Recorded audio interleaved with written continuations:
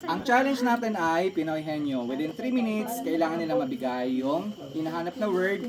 At kapag nanalo sila, meron silang 5,000 worth ng gift certificates courtesy of Glitz and Glam by Nurse Cat. 5,000 each plus 500 cash. So, Oli, bago tayo mag-start, pwede yung isang flex mo. Flex, yeah. Yun talaga.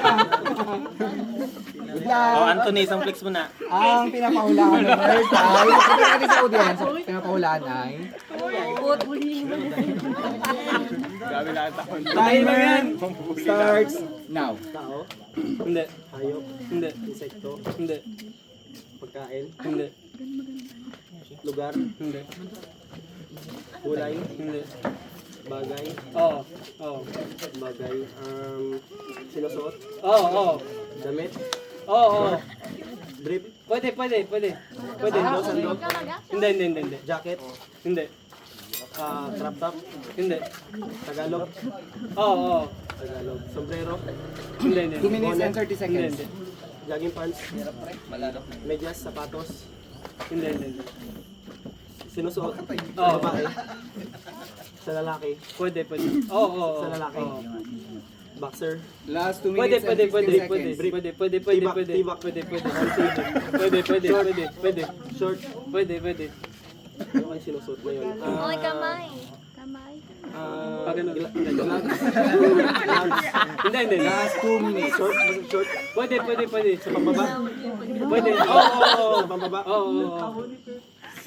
sa tuhod, Hindi. sa short, sa, Oo. sa baba, ano ba yan? Ano ba yung nasa baba na pwede? Palda, Hindi. panglalaki, Oo. Last 1 minute and 36 seconds. ano bang pwede doon sa baba?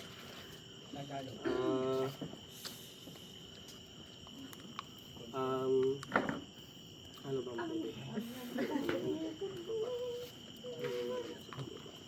A, B, Hindi. C, D, E, F, G, H, Last I, 1 minute K, and L, 10 seconds. M, N, O, P, Q, R, S, T, U, V.